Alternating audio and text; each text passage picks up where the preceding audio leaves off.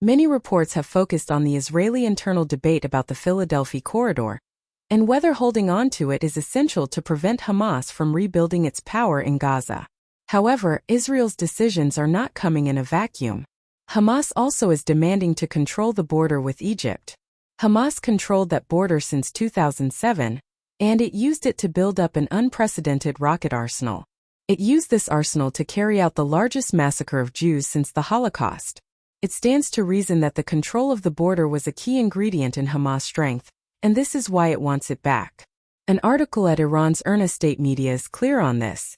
Khalil al-Hayya, a senior Hamas official, says no agreement is possible for a ceasefire in Gaza without the Israeli regime's withdrawal from Philadelphi, Netzarim, and Rafah corridors. When Hamas says something, it is not just rhetoric. Hamas clearly understands that the IDF control of these areas is preventing Hamas from controlling all of Gaza. Hamas currently controls the central camps area of Gaza, Burej, Maghazi, Deir al-Balah, and Nuseirat, and it controls areas in northern Gaza and Khan Yunis. However, Hamas' control has been partially checked by the IDF control of the corridors in southern Gaza and Netzarim in the center. Israeli soldiers operate in the Gaza Strip amid the ongoing conflict between Israel and Hamas. January 21, 2024. It's worth recalling that IDF control of Netzarim and Philadelphia is not something that just happened in this war. The IDF took control of these areas in previous wars and operations. When Israel controlled Gaza from 1967 to 2005, the control of these areas was key to securing Gaza. In those days, particularly in the 1980s and 1990s, Israel established communities in those areas to secure them. Israel also had communities in Sinai near the Philadelphia border. Yamit was a key to this area and a key to securing the border. It was evacuated in 1982. It's worth noting that the IDF had to operate in the Philadelphi Corridor during the Second Intifada to uproot terrorist infrastructure. Hamas, founded in the late 1980s, has always understood the need to control the border area. Hamas knows Gaza, its key leadership almost all come from Gaza. Therefore, Hamas understands that control of the border with Egypt and central Gaza is a key to its return to power. How does Hamas smuggle items into Gaza? Some of it may come from underground tunnels, but it is likely a lot of the power of Hamas comes from controlling the overland route via Rafah. It brings in dual-use items that it repurposes for terror needs. It is likely that underground smuggling is not the real story these days. Control of the overland route is more important. That is one reason Hamas wants to return to control Rafah.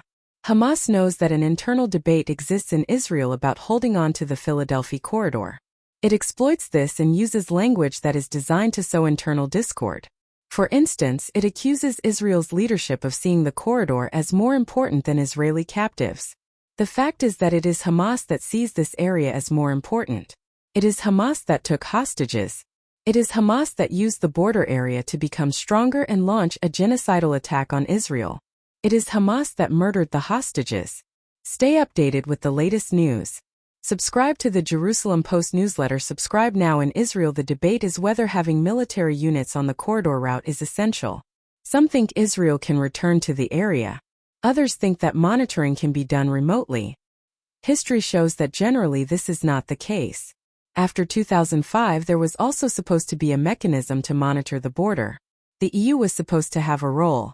Hamas was able to seize control in 2007 and clamp down on any monitoring. Once Israel left Gaza in 2005, it didn't want to come back. This is how things have worked in the past, and it's likely this would be how things happen in the future. Hamas is arguing that Israel's demands to control the corridor is a new demand. The fact is that Hamas worked hard to prevent an Israeli operation in Rafah. Back in February and March, it used contacts, likely via Doha, to spread stories about how it needed Israel to pause fighting over Ramadan. Then in March and April, it sought to prevent an operation in Rafah by claiming civilians could not evacuate Rafah. The U.S. pushed for a maritime humanitarian corridor. Once Hamas had stalled long enough, it attacked IDF soldiers in Kerem Shalom. The IDF began the operation in Rafah in early May, having left Khan Yunis in April. This enabled Hamas to shift its forces from Rafah to Khan Yunis. Hamas basically already played for time to prevent a Rafah operation. It gained some 6 months on this respect. Then Hamas demanded that any talks in Doha or Cairo mean that it could keep the corridor. It made sure to cement this in talks that took place up through July. Then Hamas claimed to have accepted this proposal and claimed Israel was now putting Philadelphia into the mix. Hamas propaganda, however. It is Hamas that has always exploited this area, and it is clear from the start that Hamas has wanted to hold on to southern Gaza. Hamas is now spreading propaganda via media in Iran and Doha that is designed to make it seem that it is Israel that is being stubborn on the issue of the border with Egypt. But the reality is that this is Hamas policy. Hamas insists on control of an area in Gaza that its forces lost control of. The Rafah brigade of Hamas has been defeated. It now wants Israel to return this area for free to Hamas, without Israel receiving anything. It then wants Israel to pay for this ground twice if Israel has to return to stop smuggling. This shows the arrogance and privilege of Hamas and its interlocutors who reside in Doha.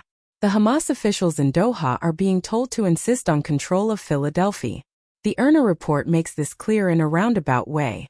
It says Netanyahu is also facing mounting criticism from Israeli officials and the public over his refusal to accept a truce deal. He has recently set a new condition for a deal, saying that Israel should maintain its control of Philadelphi Corridor, which is a 14-kilometer area along Gaza-Egypt border. The reality is that this is Hamas' policy to insist on the corridor. Meanwhile, Iran's Foreign Minister Abbas Araghchi spoke with his Bulgarian counterpart Ivan Kandov. In the call he said Iran supports any deal, which is accepted by the Palestinians and Hamas for establishing a ceasefire in Gaza and paving the way for sending humanitarian aid to the territory, IRNA reported. This is important because it shows how the Iranian diplomatic offensive is unfolding. Iran is pushing into Europe and Central Asia with diplomatic initiatives, and it is keeping Gaza at the forefront. It's important to note that while Israel has internal discussions, Hamas and the Iranians are maneuvering in the region. This is an article from the Jerusalem Post at September 2, 2024. Please check the link at the description. Pictures gotten from internet and may not correlate with the audio. If you like the video, please subscribe. Thank you for listening.